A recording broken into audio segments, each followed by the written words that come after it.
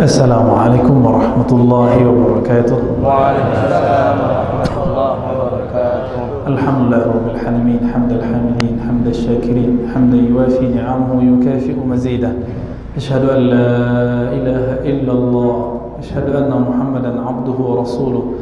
Allahumma salli ala sayyidina Muhammadin nabiyil ummi wa ala alihi wa ashabihi wa li baitihi wa dhurriyyatihi ajma'in. Bapak, saudara yang melakukan Allah, Sayyidi Syekh Zulhendri Rais Al-Mufti ya. Betul Pak Gubernur ya? Mufti beliau ya. Saya sepakat beliau jadi Mufti. Udah nggak salah orang Pak, insya Allah ya. Sahabat saya Ustadz Al-Nuf, Ustadz Hanafi dan para ustadz-ustadz yang lain, para da'i, jamaah cintai Allah, kawan-kawan yang selalu menemani BPIR ya, yang gerakannya sangat positif, hanya ngaji-ngaji doang ya. Ngaji, jadi dakwahnya ta'lim. Semoga Allah berkahi semua. Masjid ini Nurul Huda ya. Semoga betul-betul sesuai namanya, Nur Al-Huda. Al-Huda ini ala ilm. Huda artinya ilmu. Huda artinya ilmu. Dan alhamdulillah al-munawwarun, orang-orang yang dapat cahaya ilmu ada duduk bersama kita. Alhamdulillah. Pantang disebut nama Albani ya. Langsung gatal beliau ya. Emang begitu, murid-murid Syekh Said Mamduh dan Sadatina Al-Ghumariyin itu seperti itu. Kritis. Karena ini barang harus bersertifikasi. Tiba-tiba ada orang tidak punya sertifikasi, ngaku-ngaku punya otoritas di situ, marah mereka ya. Baik Bapak Ibu saudara makanan Allah, di waktu yang sangat pendek ini hadis mengenai hadis-hadis akhir zaman yang bermasalah itu sangat banyak. Namun yang paling bikin galau, bikin orang nyesak dadanya itu ada beberapa. Kita coba mulai beberapa yang kita sanggup ya. Namun setiap hadis nanti kita kasih obat hadis yang berikutnya. Jadi satu hadis bermasalah, kita jelaskan bahwa hadis ini di mana masalahnya dan apa obatnya, supaya kita tidak menjadi umat Islam yang bermasalah ya. Hadis yang sering kita dengar mengenai kiamat adalah hadis umur umat, bahwa Nabi SAW bersabda, Allah Ta'ala menciptakan dunia ini dengan umur selama sab'at ayyam, 7 hari. Satu hari ka'alfin, seperti 1000 hari, mimma ta'udun, dengan apa yang kalian hitung. Dan aku, kata Nabi di hadis itu, adalah di hujung yang 1000. Hadis ini Nabi mengatakan aku di yang ke-7, berarti 1000 tahun. Udah lewat belum? Udah lewat. Sekarang tahun 1000 berapa? 1400, abad ke-15. Masih hidup toh? Masih ada Pak Gubernur toh? Ya, masih berdiri megah masjid kita. Kita usut hadis ini ketemu di mana? Ketemunya dalam kitab Imam Tabari. Imam Tabari ini melihat kekacauan di khilafah Abbasiyah. Jangan dikira khilafah itu semuanya bagus. Khilafah Abbasiyah itu dibangun oleh orang yang disebut berdarah-darah, Abu Dam, bapak yang haus darah, Abu Ja'far Ad-Dam. Nah, itu bunuh temannya Abu Muslim Al-Khurasani, bunuh tetangganya, bunuh sahabatnya, bunuh keluarganya supaya menjadi khalifah. Khalifah itu yang mau dipertahankan? Tidak. Khilafah yang mau kita tunggu Khilafatul Mahdi, kekhalifahan Imam Mahdi. Siapa Imam Mahdi? Pastinya bukan baru ya. Apalagi dari Dumai ya. Karena sudah ada Imam Mahdi di Dumai, udah wafat ya. Di Malaysia katanya muncul juga Mahdi. Kemarin di Parung Selatan Jakarta, Bogor, ada juga Imam Mahdi, tapi kopiahnya songkok hitam. Hidungnya mancung ke belakang. Nabi SAW mengatakan yang sahihnya, ana bu'istu ana was-sa'ah kahatain. Itu yang sahih. Ada di Sahih Bukhari. Aku dan hari kiamat diutus kahatain. Seperti dua jari, saking dekatnya. Artinya setelah ini ya kiamat. Kapan setelah ini? Jika ajaran umatku tidak ada. Kalau masih hidup Buya Zulhendri, nggak ada kiamat, Pak. Kenapa? Beliau di kalbunya setiap hari selalu menggedor-gedor Allah. Ya, walaupun kadang-kadang Bapak Ibu ini tidak tahu ya, pengamal beliau ini ya. La taqumus sa'ah, tadi disebutkan hadisnya, tidak terjadi hari kiamat hatta la yuqal fil ardi Allah Allah. Hadis sahih Muslim. Hadis sahih Muslim. Jadi seandainya 10.000 tahun lagi masih ada orang baca nama Allah Allah. Kalau di Turki, di beberapa wilayah di Mesir, itu orang zikir malah dijaharkan. Kalau tadi kita baca la ilaha illallah, mereka zikir Allah Allah. Ya, dulu saya sekolah pernah di Bukit Tinggi. Cuma ada 2 musola yang pakai zikir Allah Allah. Tapi di luar itu dianggap bid'ah. Dulu kita juga muhibbu Albani. Akhirnya kita bid'ahkan juga. Tahu-tahu tidak semua yang kita ketahui di masa lalu benar ketika ketahui di masa depan. Nah, jadi kalau ada teman-teman kita hari ini membid'ahkan zikir begitu, kita anggap dia masa laluku. Ya, wah itu masa laluku, biarin aja. Ya, nanti juga balik. Jadi hadis mengenai umur umat itu sudah dibantah oleh Imam Suyuti. Imam Suyuti membantah Imam Tabari. Tabari ini imam salaf, tapi umurnya sudah lewat ya. Tahun 300-an baru wafat. 300 sekian. Imam Tabari ini imam ahli tafsir dari kalangan ahli hadis. Ya, beliau mengarang kitab tafsir At-Tabari, dan beliau juga seorang sejarawan. Di kitab sejarahnya dia menyebutkan bahwa umur umat itu cuma ratusan tahun atau 600-an tahun. Maka dibantah oleh Imam Suyuti. Beliau buat kitab Al-Kashaf fi Mujawazati Ummul Ummah, mengungkap hadis mengenai bahwa umur umat melebihi 1000 tahun. Jadi beliau ingin mempertahankan bahwa bukan 600. Jadi ingin membantah Imam Tabari. Maka dicari-carilah hadisnya. Dicari-cari hadisnya, ketemu. Sekitar berapa? 1500 tahun. Jadi Imam Suyuti ingin membantah sebelumnya, tapi kemudian memilih hadis yang 1500-an itu. Bermasalah lagi. Cuma kenapa beliau terima? Beliau mengatakan fihi syawahid. Ada syawahid. Apa arti syawahid? Hadisnya menguatkan.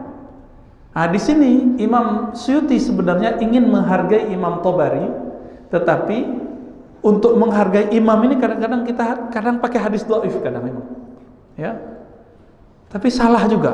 Maka Imam As-Suyuti dibantah lagi oleh imam setelahnya. Oleh karena itu kami kemudian penasaran, sebelum Imam Suyuti udah adakah imam yang menyebutkan hadis ini dan menjelaskan statusnya? Ternyata udah ketemu di kitab apa? Kumpulan hadis-hadis palsu. Judulnya Al-Mawdu'at, karya Imam Al-Hafiz Ibnul Jauzi. Imam Ibnul Jauzi ini kan lucu Ustaz ya. Dia disuruh gurunya menghafalkan hadis. Dia nggak tahu itu hadis sahih atau tidak. Sama kayak dulu waktu kecil kita sampai 5 kali khatam Durratun Nasihin. Tahu-tahu lebih dari separuh hadisnya palsu. Maka sekarang sebutkan satu hadis, otak kita langsung connect, oh ini hadis palsu. Nah, Imam Ibnul Jauzi disuruh menghafalkan ribuan hadis. Setelah hafal lengkap dengan silsilah sanadnya, apa kata gurunya? Hei, tahukah kamu apa yang kamu hafal? Semua yang kamu hafal itu hadisnya palsu. Yang nggak kamu hafal berarti sahih. Banting setir beliau. Banting setir bagaimana? Kalau Imam Bukhari terkenal dengan hadis sahih, biarlah saya terkenal penyelamat umat dari hadis palsu. Ditulislah kitab Al-Mawdu'at. Namun kitab itu kan hasil seperti disertasi, tesis, skripsi. Bisa jadi dia menemukan, oh kayaknya ada yang salah di situ. Revisi. Ada kitabnya yang lagi? Nah, bukan yang itu, Ustaz. Al-Ilal al-mutanahiyah. Jadi hadis-hadis yang dianggap palsu di maudhu'at lalu naik tingkat cuma dhaif.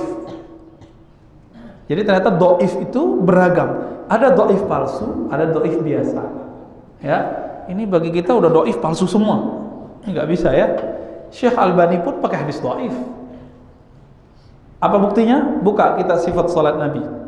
Syekh Albani menggunakan satu hadis dhaif mengenai aina wudi'al yad fi shalah. Di mana ditaruh tangan saat kita selesai takbir dalam salat. Coba pengikut Albani, saya dulu kan ngikutin, naruh tangan gini. Allahu akbar. Dulu kita begitu. Dalil ini dari mana? Ketemu dalam Sunan Abu Dawud. Tapi Syekh Albani sadar ini hadis mursal. Hadisnya terputus. Mursal itu tabi'in nggak ketemu Nabi lalu mengatakan Nabi begini gitu. Nabi melakukan itu, maka infonya tidak valid, sumbernya tidak nyambung. Syekh Albani pakai hadis dhaif. Ya. Jadi kan nggak benar, hadis dhaif ditolak itu nggak benar. Ada yang dipakai tapi kaidahnya ketat, ya. Bapak saudara makan Allah, hadis ini mengenai yang tadi ketemu di mana? Di kitab Al-Mawdu'at Imam Ibnul Jauzi, bahwa dunia ini umurnya 7 hari, 1 hari 1000 tahun, dan kita di penghujung yang ke-7. Ternyata hadisnya ada di kitab hadis palsu. Cukup nggak tuh? Cukup Imam Ibnul Jauzi mengatakan hadis ini palsu, sudah cukup. Lalu kemudian Imam As-Suyuti sendiri memasukkan hadis ini ke kitab Al-La'ali Al-Masnu'ah, ini yang beliau sebut barusan. Al-La'ali Al-Masnu'ah ini menyebutkan hadis tadi, tapi tidak sampai mengatakan hadis ini sahih. Dia cuma mengatakan ini dhaif, tapi ada penguat yang lain. Tapi penguatnya tidak membuat hadisnya naik. Kenapa?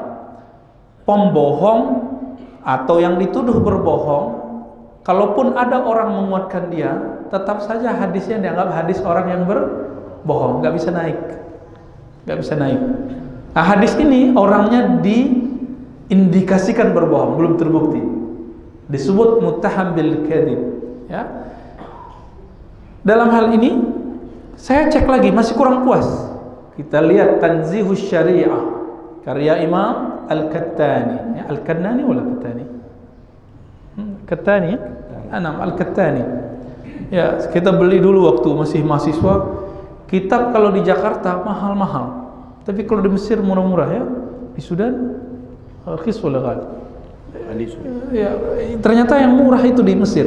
Cuma sayang, kawan-kawan di Mesir banyak beli kitab, pulang-pulang bawanya dikit. Nggak tahu, takut biaya cukai kali ya.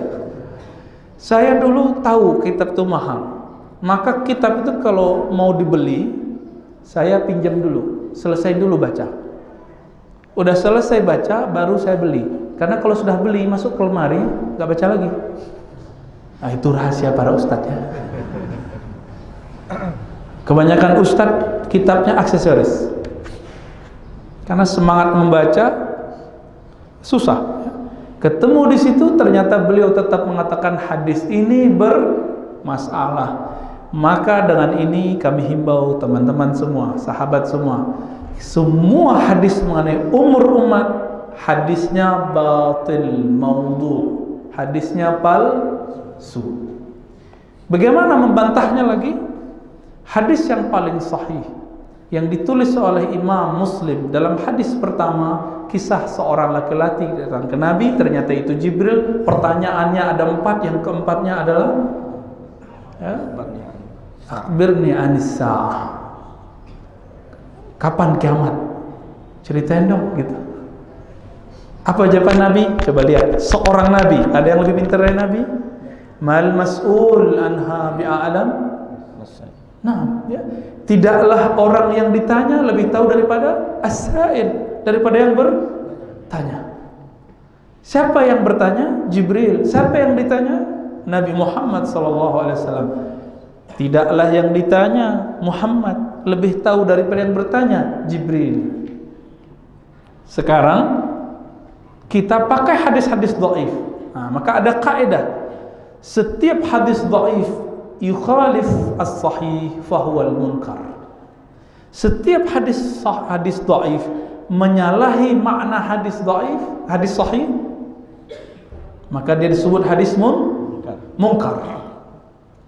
Munkar itu bahasa hadis itu tidak dikenal di kalangan orang-orang yang thiqah, orang-orang yang kredibel, maka diingkari. Ini cukup sudah ya. Mukhalafatus thiqah, menyalahi yang lebih thiqah.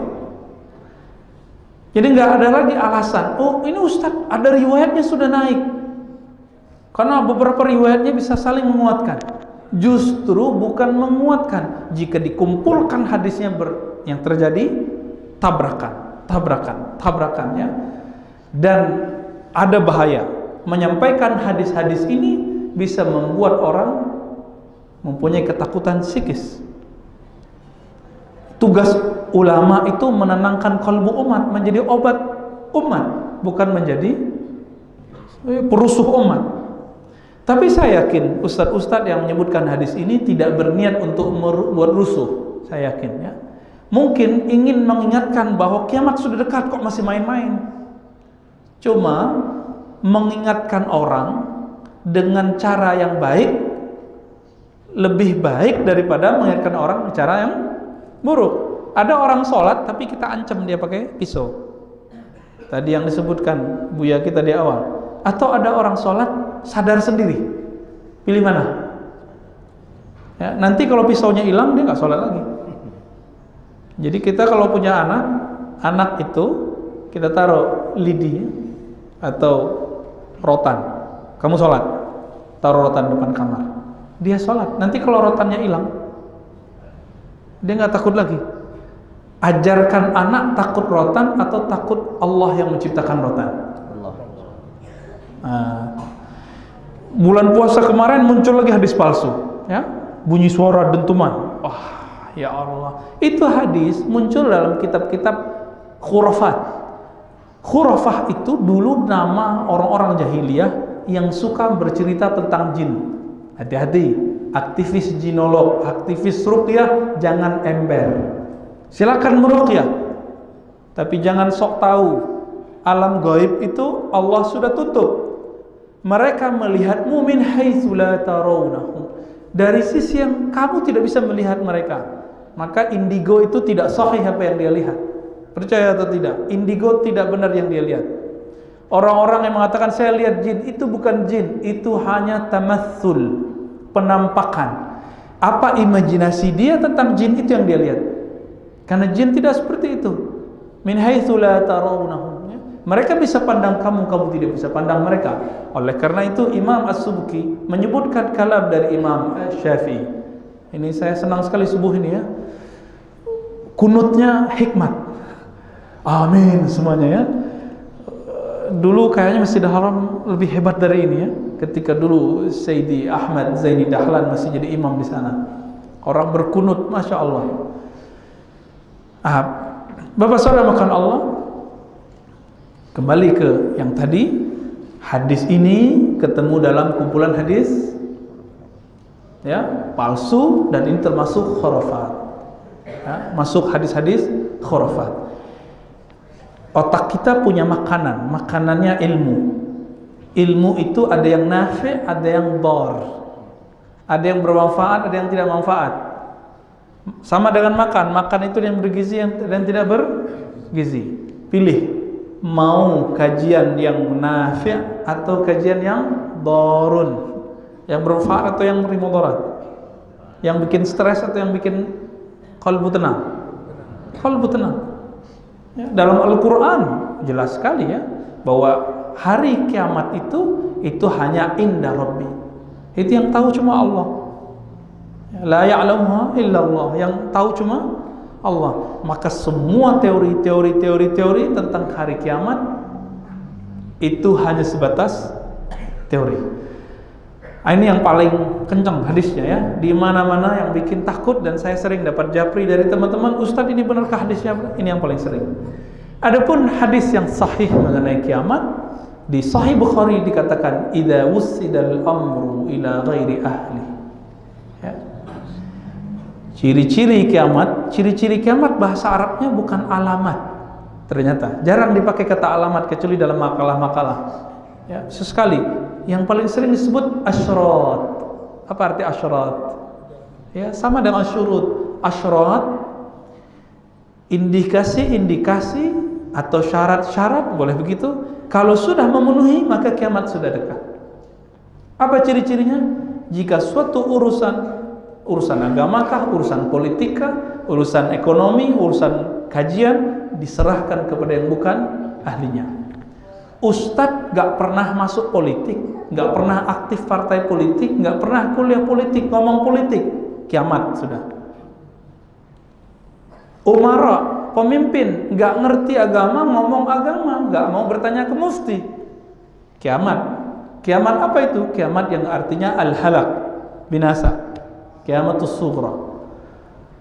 Apalagi praktisi herbalis ngomong ilmu kedokteran, kiamat, nanti orangnya mati. Apalagi praktisi ruqyah, jangan ngomong kedokteran. Orang ngomong kedokteran 4 tahun, 5 tahun, kemudian koas ya, praktek sampai dapat sertifikatnya, dapat sumpahnya 5 sampai 6 tahun. Spesialis tambahin 5 lagi, kira-kira ya, kira-kira 10 sampai 11 tahun. Begitu juga ilmu hadis. Ilmu hadis itu minimal 10 tahun baru menjadi spesialis ilmu hadis. Nggak mesti di kampus, bisa aja seperti Syekh Yusri, guru beliau di Mesir, gurunya Ustaz Arnaf, gurunya Ustaz Hanafi. Mereka dulu seperti Syekh Yusri ngaji ke Syekh Abdullah Al-Ghumari, ngaji bertahun-tahun. Ngaji ke Ustadz sebulan sama dengan baca buku sendiri setahun. Percaya nggak? Saya saksi hidupnya bahwa ini mata saya dulu sempat sakit ya. Kenapa? Baca buku setiap hari lebih dari 10 jam. Baca kitab, bukan buku, kitab yang nggak ada baris-barisnya itu. Udah kayak novel. Karena dulu doanya waktu ngaji ke Abuya Syekh Hasan Basri Jalil An-Naqsyabandi Al-Khalidi di Sumatera Barat, dulu saya doa, buku-bukunya satu ruangan itu sudah dimakan rayap. Saya doa, ya Rabb, ajarkan saya kitab-kitab ini bahasanya seperti saya membaca buku cerita. Baru dikabulkan 5 tahun ketemu guru yang pas, Abuya Syekh Ali Mustafa Yaqub tadi yang diceritakan Buya kita barusan.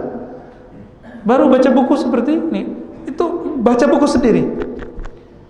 Tahun 2006 Allah takdirkan saya ngaji dengan ulama Suriah, Maulana Syekh Hasan Hitu, keturunan Syekh Abdul Qadir Jilani, adik kelasnya Syekh Al-Buti di Al-Azhar. Lagi-lagi Azhar lagi, walaupun saya tidak ngaji di Azhar, akidah saya diambil dari ulama yang tamat di Azhar. Ana ka'adi ya kamazhabikum kamanhajikum ya fil i'tiqad wa fil mazhab insyaallah. Beliau ajarkan cuma setengah bulan, tapi rasanya ngaji 2 tahun.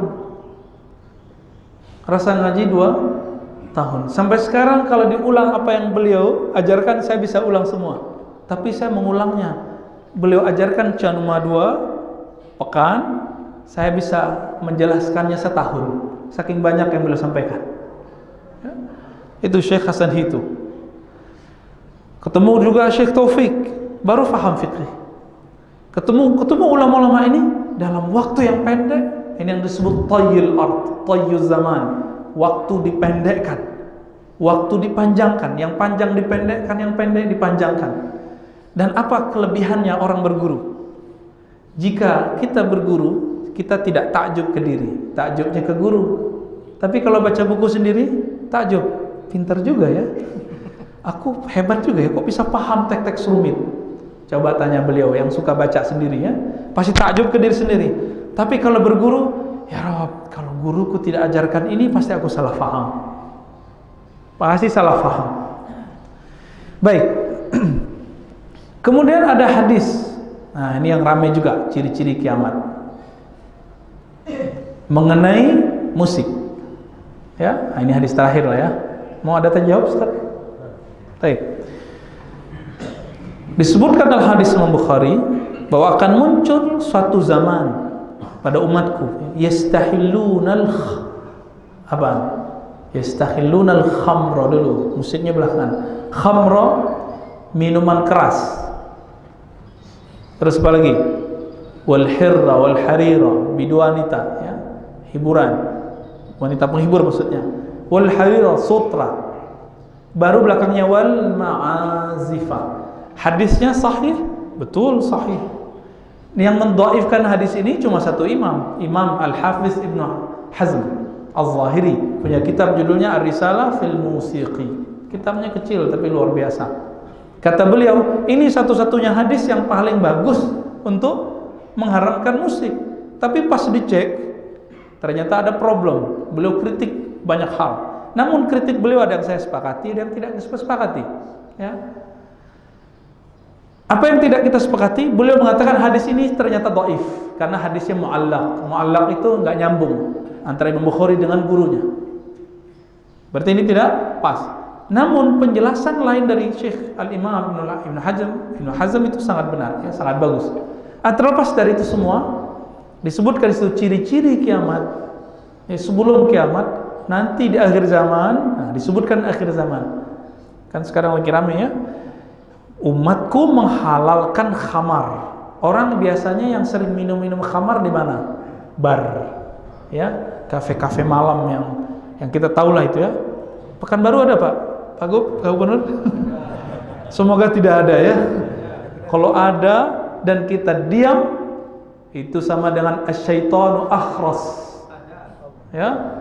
Semoga cepat diproses, Pak. Ya. Nah, semoga itu diatur ya. Semoga Allah bantu. Semoga Allah bantu. Amin ya rabbal alamin. Kami ini cuma bisa dakwah. Yang bisa berbuat, yang punya kekuatan ya umara. Ulama itu jihadnya bil kitabah wa bil lisan wa bil amal. Sedangkan ya para ustadz itu jihadnya dengan lisannya, dengan tulisannya, dengan amalnya, contohnya. Tapi para umara punya kelebihan.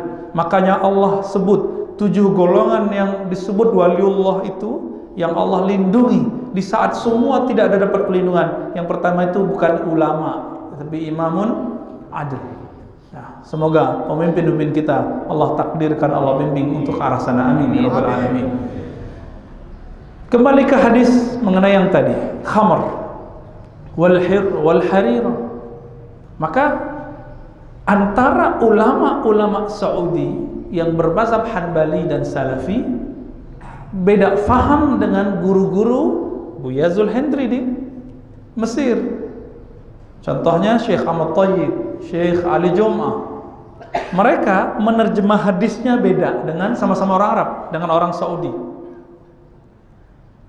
Syekh bin Baz itu guru dari Kiai Mustafa Yaqub yang tadi diceritakan. Tapi beliau ada bedanya. Guru murid itu biasa beda, bukan berarti dia pengkhianat. Syekh bin Baz mengatakan ini dalil, begitu juga Syekh Albani, bahwa musik itu haram karena keharamannya berbarengan dengan khamar, berbarengan dengan biduanita, berbarengan dengan sutra. Tapi Syekh Ali Jum'ah, Syekh Ahmad Thayyib, kalau dulu ada Syekh Shaltut menulis, apa kata mereka? Kata waw itu di Quran dan di sunnah tidak selalu bermakna dan. Wal ma'azifa, di surah Al-Hasyr misalnya ada waw. Itu waw artinya bersamaan dengan. Banyak ya, banyak sekali waw di dalam Al-Quran yang berarti bersamaan dengan. Maksudnya apa? Musik itu tidak haram pada zatnya, tapi haram karena dia ada di saat orang-orang melakukan hal-hal yang haram. Di mana kita tahu bahwa ini tidak haram karena zatnya? Ya, ini ilmu fikih. Haram itu ada yang haram pada zatnya, ada haram karena yang bukan zatnya. Contoh, jual beli lagi sholat Jumat itu haram, benar? Bagi laki-laki. Jual belinya yang haram atau karena Jumatannya? Karena Jumatannya disebut haram karena selain zatnya. Khamar haram karena zatnya, ya. Sedangkan musik bukan haram karena zatnya. Buktinya apa? Dalam hadis Imam Bukhari musik dan nyanyi. Ma'azif itu dua ya, saut wal alat, suara dan alat musik. Begitu kata Ibnu Hajar dalam kitab Fathul Bari. Maka ini dia katakan wal ma'azif ya, wal ma'azif bisa saut, bisa tadi darab, bisa diartikan sesuatu yang menghibur, melalaikan. Ketika hari raya masuk Nabi SAW ke rumah anaknya yang merupakan itu rumah Nabi juga. Siapa anak beliau yang menjadi istri Nabi? Sayyidatuna Aisyah. Masuk ke sana, tiba-tiba ada dua jariyatani taghanniyani, dua budak perempuan, dua gadis sedang berdendang, bernyanyi. Apa kata Abu Bakar? Berarti memang sahabat itu rata-rata tidak senang musik, tidak senang nyanyian, tapi belum tentu mengharamkan nyanyian. Apa kata Abu Bakar? Amizmarus syaitan. Apakah di rumah Nabi ada seruling syaitan? Amizmarus syayatin atau syaitan fi baiti Rasulillah sallallahu alaihi wasallam. Apakah ada seruling syaitan di rumah Rasulullah sallallahu alaihi wasallam? Apa kata Nabi? Lihat bagaimana lembutnya Nabi. Da'ahuma ya Abu Bakar. Da'ahuma ya Abu Bakar. Biarkan dia wahai Abu Bakar. Seandainya musik itu, nyanyian itu halal di hari raya, halal nggak nih? Apakah khamar halal di hari raya? Ya, kalau ya kita suguhin bukan sirup, tapi vodka. Mau kita suguhin begitu? Nanti rame ya. Ustadz Ar-Razi menghalalkan khamar di hari raya. Kenapa? Musik halal di hari raya, nyanyian halal di hari raya. Kan begitu jadi nantinya. Oleh karena itu ulama-ulama kita mengatakan wal ma'azif bersamaan adanya musik. Maka haramnya musik bukan karena zatnya, tapi karena kondisinya. Udah azan masih nyetel musik, haram. Haram sudah. Udah jelas Jumatan masih nyetel musik. Tetangga samping sakit atau besok mau ujian, kita puter lagu dangdut. Dangdut ya Allah. Ganggu nggak? Ini kan kita husnuzon, terlalu percaya diri. Saya akan ajak orang mencintai hobi saya. Kan kita merasa apa yang kita dengarkan itu disukai orang. Belum tentu. Berdasarkan ini hadis yang menyatakan di Tirmizi nanti ya, ada 15 ciri-ciri kerusakan bala akan turun ke umat. Salah satunya orang-orang menggunakan ma'azif. Hadis ini dari Tirmizi dan Imam Tirmizi mendhaifkannya. Nah, ini sering dipakai juga. Nanti 15. Ini yang kita pakai dulu waktu kita nakut-nakutin santri untuk masalah kiamat. Ternyata kita kaji 15 hal yang jika dikerjakan maka bala akan turun. Maksudnya bala bencana bisa jadi kiamat. Salah satunya musik. Ternyata hadisnya tidak sahih. Maka Imam Ibnu Hazm Az-Zahiri mengatakan semua hadis mengenai haramnya musik itu bisa diperdebatkan. Bukan berarti Imam Ibnu Hazm senang musik, enggak. Dia hafiz hadis. Orang-orang yang sekarang mengatakan Ibnu Hazm tidak punya otoritas, itu yang ngomong nggak ada apa-apanya di Ibnu Hazm. Ibnu Hazm hafal ribuan hadis, punya sanad kepada Rasulullah Sallallahu Alaihi Wasallam. Jadi Bapak Saudara karena Allah, adanya musik sekitar kita bukan tanda kiamat, ya, bukan tanda kiamat. Namun saran kami perbanyaklah musik qalbu. Apa musik qalbu?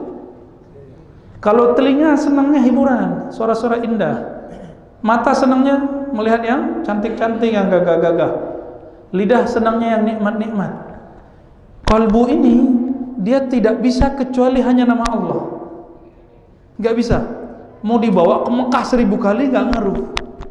Mau diajak ke Mesir ziarah ke Firaun 1000 kali gak ngaruh ya?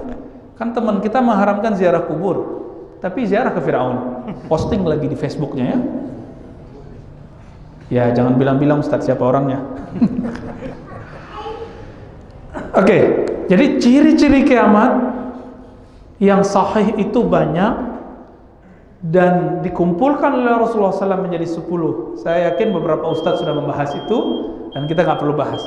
Maka kita bagi bahwa ada ciri-ciri yang besar disebut dengan alamat al-kubra, al-alamat al-kubra, ada alamat sughra. Yang sughra ini kebanyakan hadisnya palsu.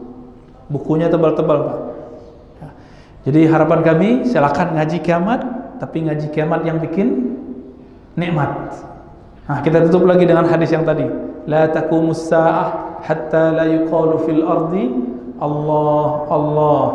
Tidak terjadi hari kiamat sampai tidak ada di muka bumi yang membaca nama Allah Allah.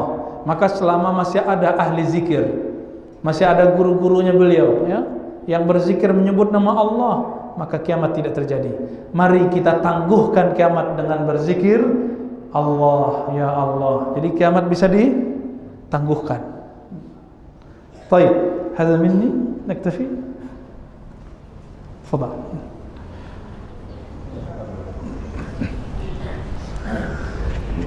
Syukran, jazakallahu khair.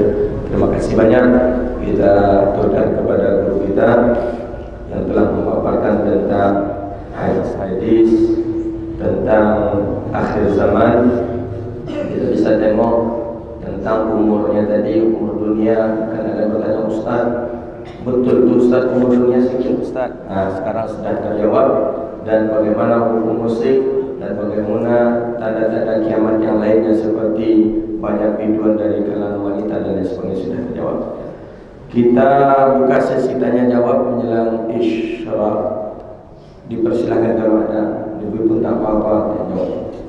Silakan kalau ada kertas pun boleh. Jauh beliau yang mencari ilmu ni.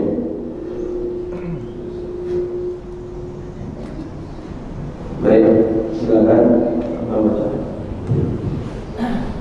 Ustaz, saya bertanya, apakah ada nubuah tentang akan ada khilafah sebelum Imam Mahdi?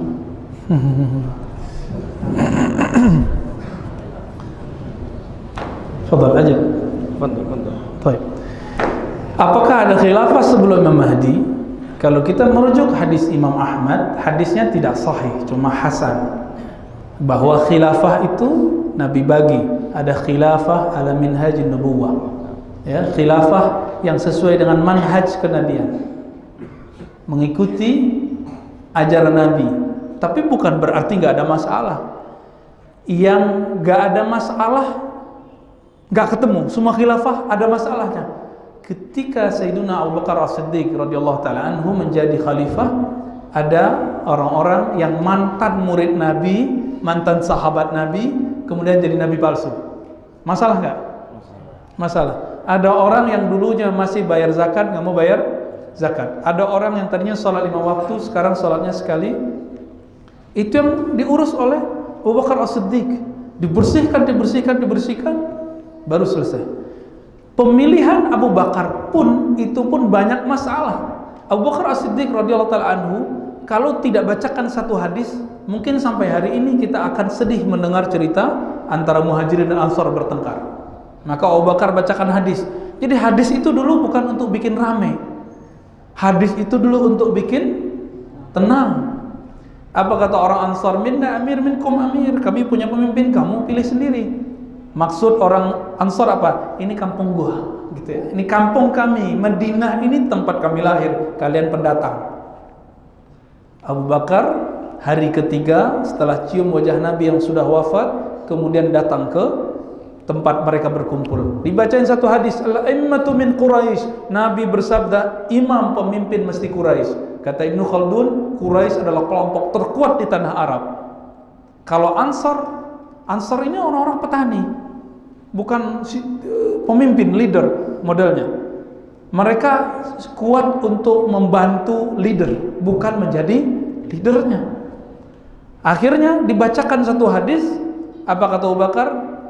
Maka saya membaiat Umar. Kata Umar, begitu orang dulu, ya, nggak mau maju-maju untuk saya pilih saya, nggak mesti. Apa kata dia? Saya pilih Abu Bakar. Kata Umar, kalau masa hidup Abu Bakar, saya tidak mau jadi khalifah. Mereka dulu saling dorong-dorong.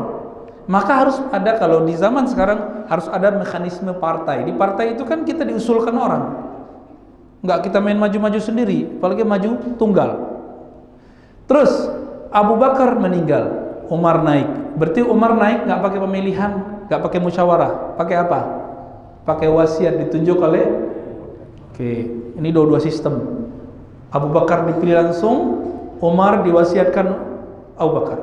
Umar dibunuh, tapi sudah buat tim formatur yang kita sebut hari ini MPR. Mereka kemudian memilih dua, Utsman dan Ali. Utsman dan Ali ini kan luar biasa. Utsman punya istri dua-duanya adalah putri Rasulullah.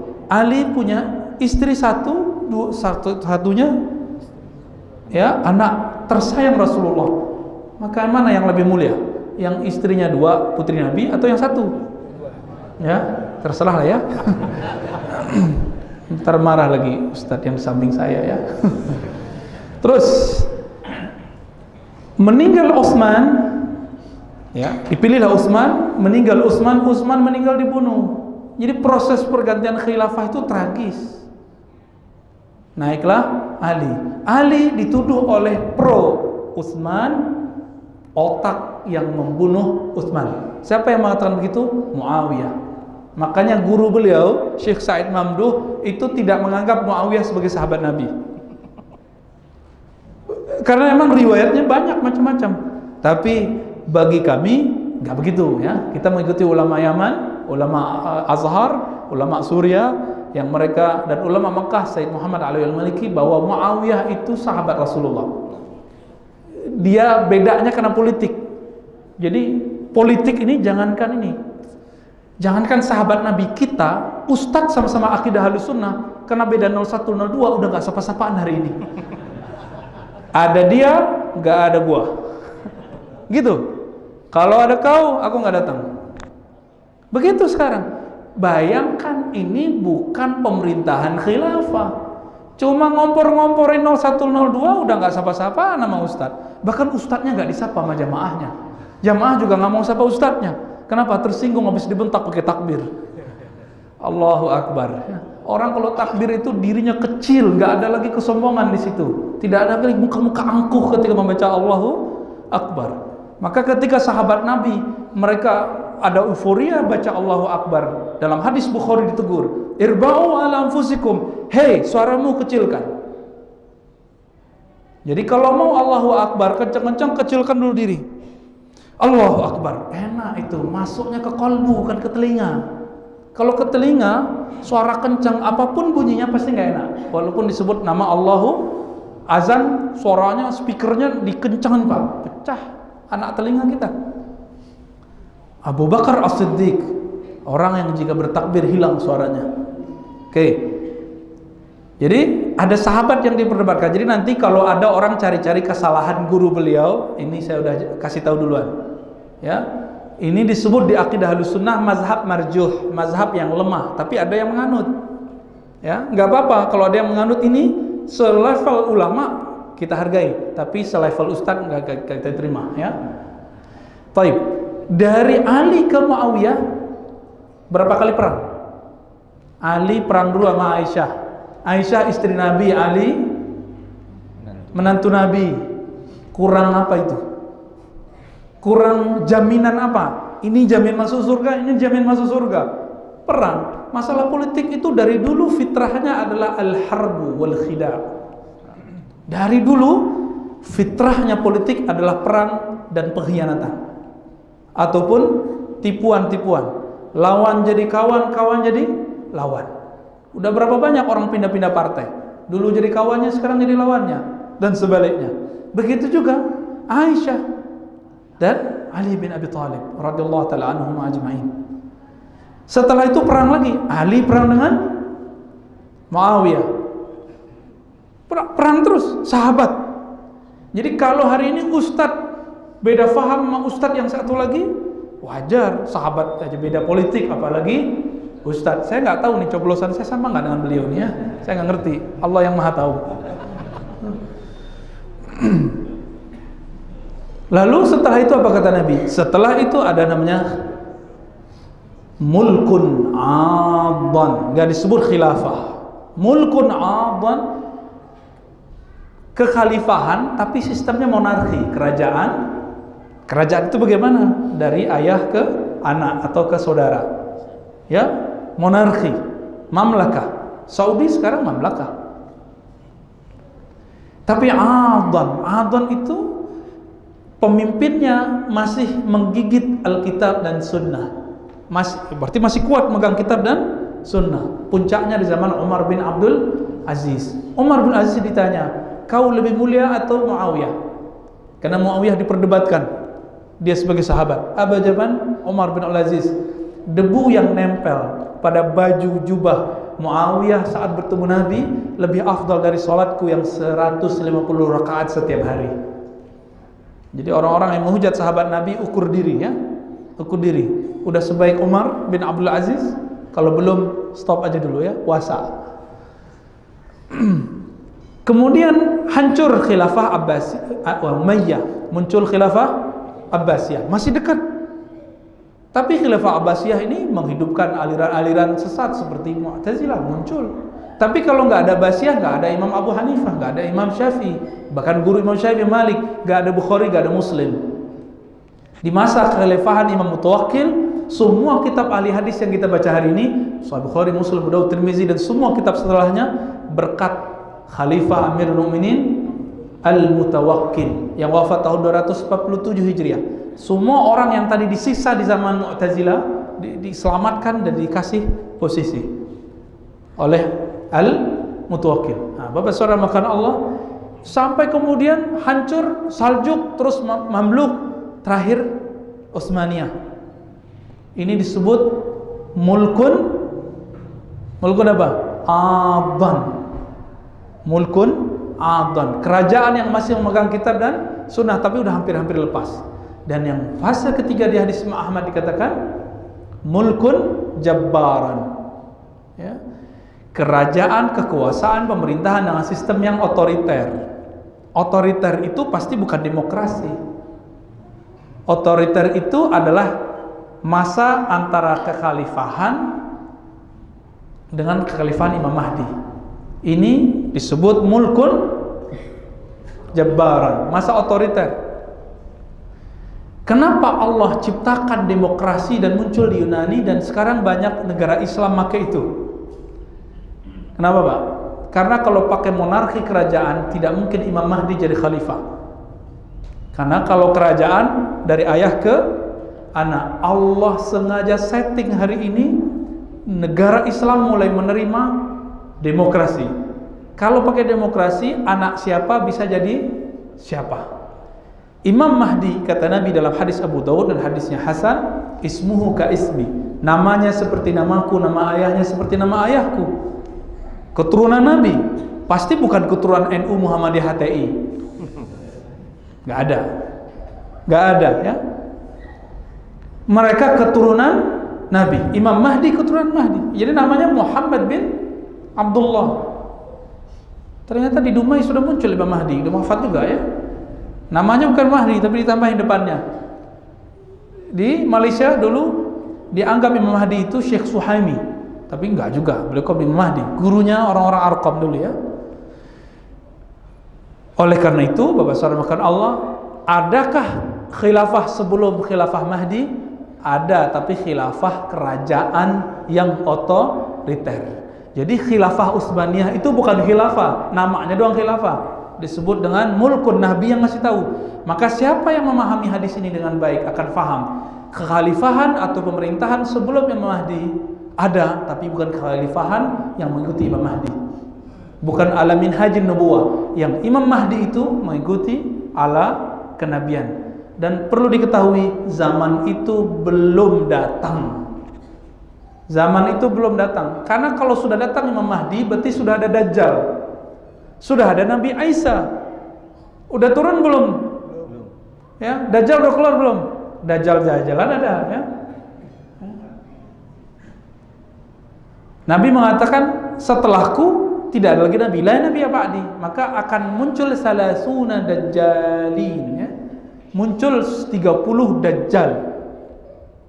30 dajjal. tapi itu dajjal-dajjal ikan teri, bukan ikan paus. Dajjal-dajjal palsu 30 menunjukkan banyak, maka sekarang kalau dihitung sudah 100-an dajjal. Jadi adakah pemerintahan sebelum Mahdi khilafah? Namanya mungkin khilafah ataupun apapun namanya, mereka disebut jabbaran, otoriter. Nanti, jadi percaya atau tidak, ini akan zaman kehancuran semua negara-negara otoriter. Dan saya melihat kenapa demokrasi, bukan kita senang demokrasi. Sebagaimana dinar dirham diambil Nabi dari orang-orang non-muslim, maka kita juga boleh mengambil sistem pemerintahan dari non-muslim. Dinar dirham sistem ekonomi. Nabi tidak punya mata uang. Nabi adopsi dinar dari Romawi, dirham dari Persia. Nabi adopsi tib, cara bekam dari orang India, bukan dari Cina itu. Ya, itu tibul Hindi, ya, cara pengobatan India. Itu bukan tibun Nabawi. Namun Nabi kemudian menggunakan disebut dengan tibun Nabawi. Jadi Bapak Saudara makan Allah, sebelum Imam Mahdi tidak ada kekhalifahan ala minhajin nubuwah yang sesuai dengan sistem kenabian. Kalaupun ada, pasti otoriter. Pasti otoriter. Azamin. Baik. Bagaimana status hadis tentang huru-hara akhir zaman di hari Jumat pertengahan Ramadan? Ada di antara redaksinya, bila muncul suara di pertengahan Ramadan dan seterusnya, maka ciri kiamat. Ya, itu ditulis oleh salah satu ulama yang senang sama khurafat. Jadi ulama itu macam-macam juga, karena dia bukan spesialis ahli hadis, dia tidak tahu bahwa kabar ini sahih atau tidak sahih. Ya. Dan itu berkembang bulan Ramadan kemarin. Saya sudah jawab di beberapa tulisannya bahwa hadis itu palsu. Suara dentuman di bulan Ramadan itu hadisnya tidak sahih, ya. Hadisnya palsu. Ya, ada lagi? Kelas? Tafadhal. Waktu syuruk, kemudian waktu sarapan sudah datang. Alhamdulillah. Kita cukupkan santapan rohani dan yang santapan jasmani. Baik Bapak Saudara, ikhwan akhwat fillah, semoga Allah meridhai yang kita sampaikan, menutup aib yang kita buka. Al-Fatihah. A'udzu billahi minasyaitonir rajim.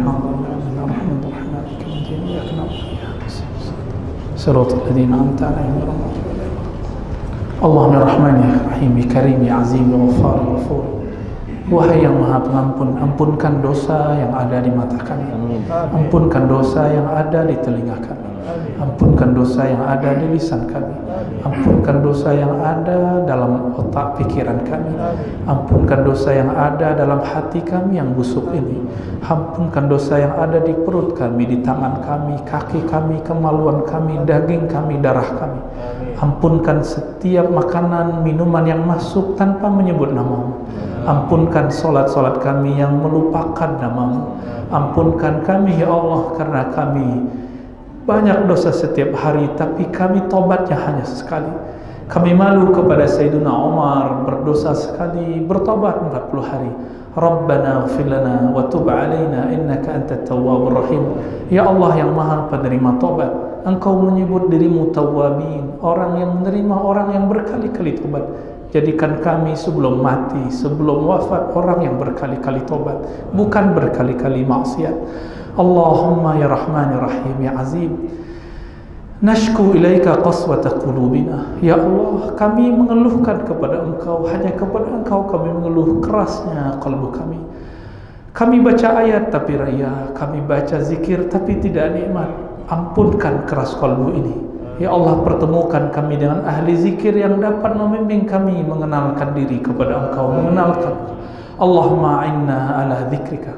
Ya Allah, bantu lisan kami, bantu kalbu kami, bantu tubuh kami mengingat Engkau.